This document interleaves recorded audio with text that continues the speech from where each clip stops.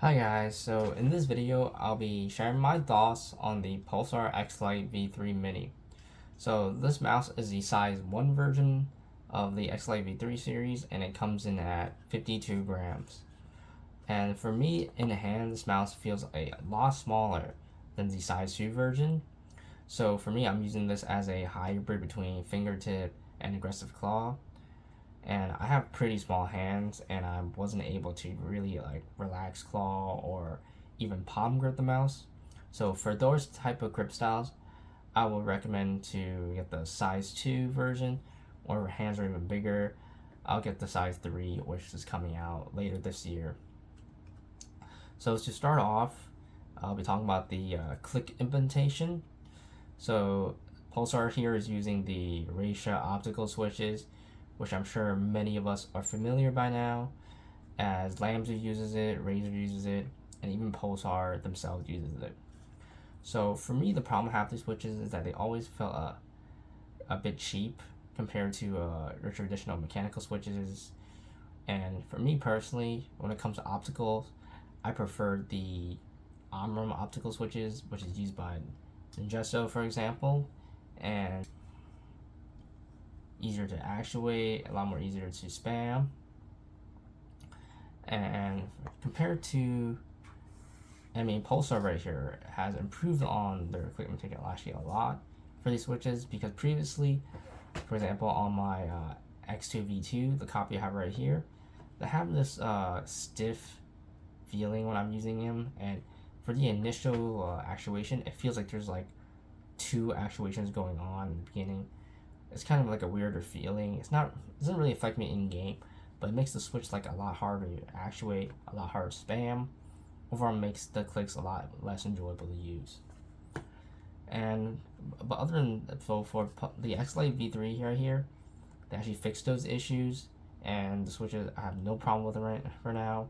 They feel exactly like the Lambda Thorn. They're easy to actuate, but they're still not my favorite switch. So moving on to the scroll wheel.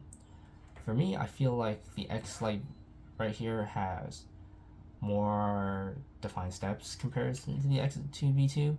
It could be a placebo, but I feel like the Xlite here definitely has slightly more better defined steps in comparison. And for the mouse to click itself, they also fixed the issue I had with the X2V2, which was also hard to actuate for me, so I'm glad to fix it now. Easier to click now for me, a lot easier to actuate. And for mouse 4 and 5, they feel identical to X2V2 I have right here. So no post or pre-travel for my copy. The buttons are not too flat, not too bulging out. Overall, I have no problems with those two buttons. So moving on to the sensor. So I have no sensor issues with this mouse at all. It feels great. It feels responsive. I have no sensor skipping, no stuttering, no any of that. So overall, I think it's great.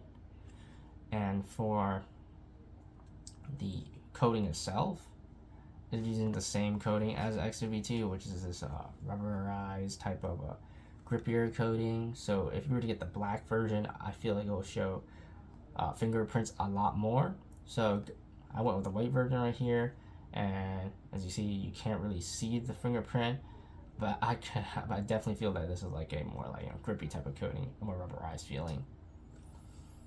So going back to the overall shape itself, which is the most shocking thing about this mouse, is how small this is compared to other ergos in the market. There's nothing really like this. The closest thing we have currently is probably the EC3, but even the EC3 is actually, for me, feels a lot bigger in hand compared to the size 1 version right here I have. So like on camera right here top down you might not be able to tell, but in hand the EC3 feels a lot more bulkier, feels more like a relaxed claw to a palm grip type of mouse maybe, versus, as I said before at the beginning of this video, the Xlite right here definitely feels like you could fingertip this, aggressive claw. and versus in like this EC3, it's a lot harder to fingertip, not just because of weight, but the size as well. And also, I feel like what contributes overall to this is probably how narrow this mouse feels versus other Ergo mouse on the market. It feels a lot narrow, so it makes it feel smaller in hand. And I feel like overall, I feel like this is definitely a interesting Ergo to use, and if for someone that is looking to try something different, I would definitely recommend this, as there's not many small type of Ergos on this market right now.